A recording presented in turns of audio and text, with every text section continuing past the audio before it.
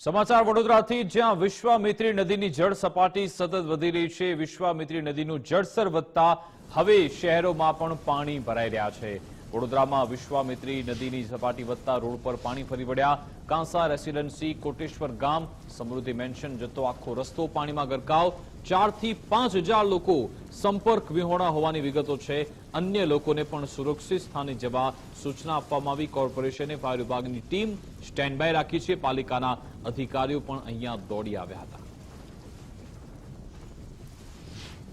ત્યારે આપણા વડસર કોટેશ્વરમાં કોટેશ્વર ગામ, કાંસા રેસિડેન્સી અને સમૃદ્ધિ મેન્શન ત્યાં જવાનો રસ્તો બંધ થયો છે અને સંપર્ક વિહોણો થયો છે।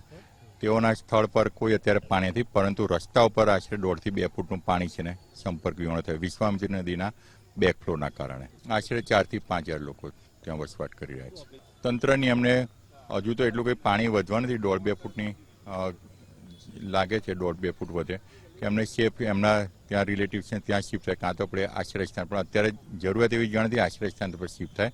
અમે તે લોકોને ત્યાં જણાવી દીધું છે અને જાણ પણ કરી છે કે વિશ્વામિત્રી નદીનું લેવલ વધી રહ્યું છે, સચેત રહેવા માટે જાણ કરી છે।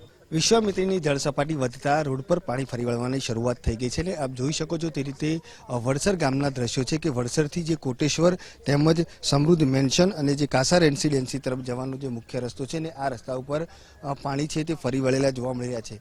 હાલ તો આ જે તમામ લોકો છે કે જે સંપર્ક વિહોણા બન્યા છે, અંદાજે 4 થી 5 હજાર જેટલા લોકો આ જે રેસિડેન્સી છે, આ જે વિસ્તાર છે કે જ્યાં વસવાટ કરે છે, પરંતુ પાણી ભરાઈ જવાને કારણે તેઓ છે તે હવે બહાર નથી નીકળી શકતા।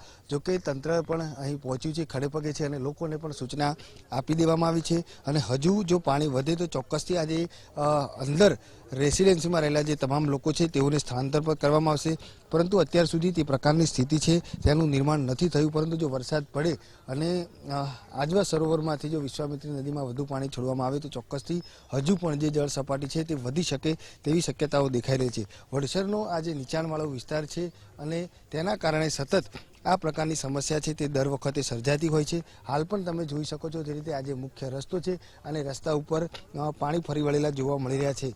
જરૂર પડશે તો લોકો પાલિકાને જાણ કરશે તેવું કહી રહ્યા છે, પરંતુ મહત્વની વાત એ છે કે જે રીતે આખો આ જે રોડ છે ને ત્યાં પાણી ફરી વળતા લોકો છે તે ક્યાંક ને ક્યાંક મુશ્કેલીમાં મુકાય છે અને આ જે સમૃદ્ધ રેસિડેન્સી છે, કાંસા છે, તેમજ જે કોટેશ્વરનું જે ગામ છે કે જ્યાં 4 થી 5 હજાર જેટલા લોકો વસવાટ કરે છે, તેઓ તમામ લોકો હાલ સંપર્ક વિહોણા બન્યા છે। તેને જ લઈને તંત્ર છે તે પણ હાલ ખડે પગે છે ને અધિકારીઓ દ્વારા પણ તમામ જે સૂચના છે તે આપી દેવામાં આવી છે અને જો વધુ પાણીનું જળસ્તર વધે તો ચોક્કસથી તમામ લોકોને સ્થળાંતર કરાવવાની પ્રક્રિયા પણ હાથ ધરાશે। કેમેરામેન ડીકે સોલંકી સાથે અલ્પેશ સુતાર, ગુજરાત ફર્સ્ટ, વડોદરા।